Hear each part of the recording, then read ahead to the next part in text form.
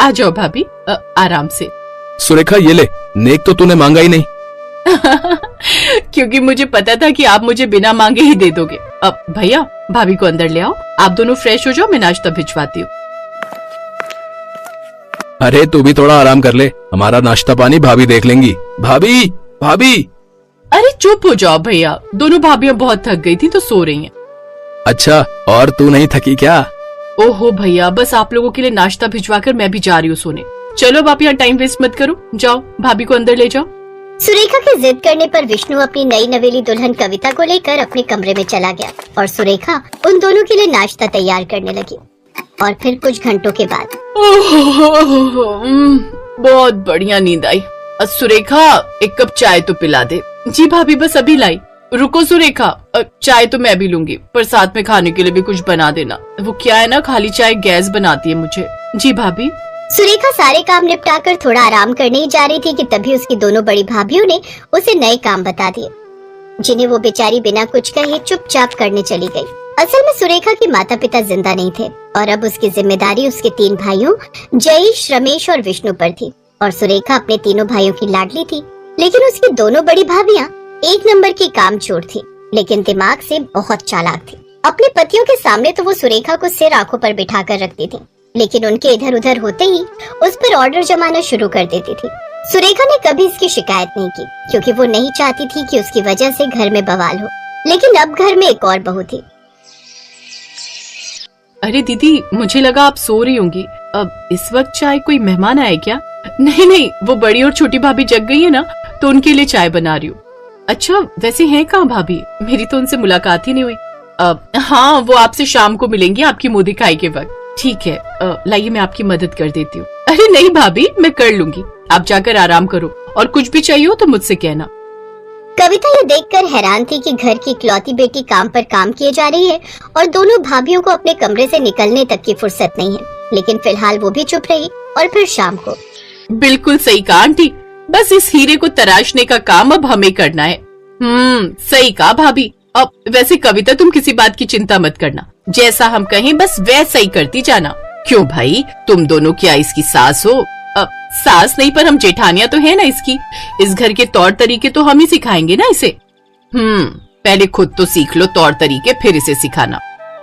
मेहमान का इतना कहना था कि नीरजा और नंदिता वहीं उससे लड़ने के लिए तैयार हो गई। तब सुरेखा ने बीच में आकर किसी तरह मामला शांत कराया। और ये सब देखकर कविता को इतना तो समझ में आ गया कि उसे अपनी जेठानियों से क्या नहीं सीखना है। और फिर अगले दिन। वाह भाई वाह, आज आलू के पराठे तो गजब बने भाई। कविता भाभी ने बनाए हैं। और जरा ये खीर तो खाकर देखिए भैया, ये तो कमाल की बनाई है कविता भाभी ने। अब आज सारा काम इन्होंने ही किया, मुझे तो किसी काम में हाथ भी नहीं लगाने दिया। कविता, इसके लिए तो तुम्हें इनाम मिलना चाहिए। क्यों भैया? इतना कहकर जयेश अपनी जेब से कुछ पैसे निकालकर कविता को दे देता है। और फिर रमेश ने भी ऐसा ही किया। ये देखकर जहाँ कविता, सुरेखा और विष्णु बहुत खुश थे, तो वहीं नीरजा और नंदिता जलकर राख हो चुकी थी। नाश्ते के बाद नीरजा के कमरे में दोनों काफी देर तक खुसुर फुसुर करती रही। और फिर उन्होंने कविता को भी उस कमरे में बुला लिया। और फिर जी भाभी, आपने बुलाया मुझे?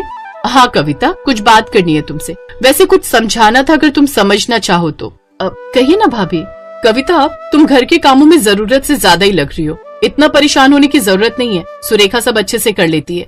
अरे पर भाभी, वो क्यों करे सारा काम? हम बहुओं की भी तो।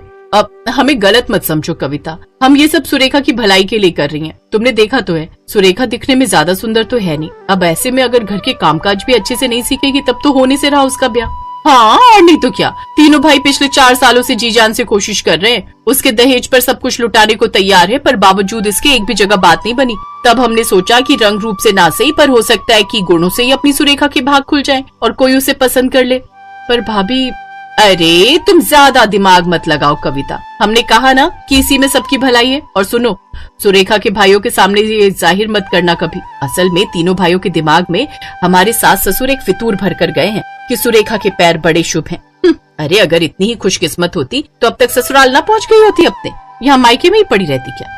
बिल्कुल सही कहा भाभी। कविता तुम खुद ही सोचो, आखिर जरूरत क्या है घर के कामों में खुद को झोंकने की? आराम से सारा दिन आराम करो और जब ये लोग ऑफिस से आ जाएं तो फटाफट पहुंच जाओ किचन में। तब तक सुरेखा सब करके रखती है। और मजे की बात तो ये कि वो अपने भाइयों से कुछ कहती भी नहीं। चुप हो जा। अब कविता, तुम समझ रही हो ना जो हम कहना चाह रहे हैं? हाँ भाभी, मैं सब समझ गई। अब मैं जाऊँ? हाँ जाओ ना, पर सीधा अपने कमरे में जाना, रसोई में नहीं। इसके बाद कविता वहाँ से सीधा अपने कमरे में गई और कई घंटों तक बाहर नहीं निकली। ये देखकर दोनों बड़ी बहुओं को लगा कि उनका तीर बिल्कुल सही निशाने पर लगा है और उसकी देवरानी कविता भी अब उनकी टीम में है। और फिर करीब एक हफ्ते बाद, अरे कविता, तुमने पहले क्यों नहीं बताया कि तुम्हारे मायके वाले आ रहे हैं? रुको, मैं अभी पानी मंगवाती हूँ। सुरेखा, ओ सुरेखा। रुकिए भाभी, पानी मैं लेकर आती हूँ। अरे नहीं, तुम्हारे घर वाले आए हैं, तुम यहाँ बैठकर सबसे बातें करो। अब सुरेखा कर लेगी सब कुछ। नहीं भाभी, आज ये सब मुझसे मिलने नहीं बल्कि सुरेखा दीदी से ही मिलने आए हैं। आप दोनों बैठिए ना, मैं बस अभी। नीरजा और नंदिता को कुछ समझ में नहीं आ रहा था कि आखिर हो क्या रहा है। तब तक तीनों भाई भी घर आ गए और फिर भाई, जिस दिन मुझे कविता ने सारी बात बताई, मेरा तो दिल खुश हो गया। सच भैया, अपनी सुरेखा के लिए जैसा चाहा था वैसा परिवार अब जाकर मिला है। हाँ भैया, ये बढ़िया हो जाएगा। कविता का मायका सुरेखा का ससुराल हो जाएगा। वैसे भी दोनों में खूब पटती है। ये लो, सुरेखा आ गई। हाँ तो भैया, लड़की सुशील है, संस्कारी है, इस बात की गारंटी तो मेरी। बाकी सब आप देख लो। सुंदर भी है। मुझे रिश्ता मंजूर है। सुरेखा दीदी, आप भी अच्छे से देख लो। लड़का इंजीनियर है, संस्कारी है और मेरा भाई है। सुरेखा ने सर्वेश को देखा और फिर मुस्कुराकर कविता को और फिर, लो जी, इसी बात पर निकालो बालूशाही। क्योंकि जब मियाँ बीवी राजी तो क्या करेंगी भाभी? अब मेरा मतलब है काजी। तो इस तरह सुरेखा का रिश्ता तय हो गया और अब वो बहुत जल्द दुल्हन बनकर अपने घर से विदा लेने वाली थी। दूसरी तरफ उसकी दोनों भाभियों को ये समझ नहीं आ रहा था कि सुरेखा की विदाई के बाद अब उनकी दाल कैसे गलेगी, क्योंकि कविता से जीत पाना तो फिलहाल उन्हें नामुमकिन ही लग रहा था।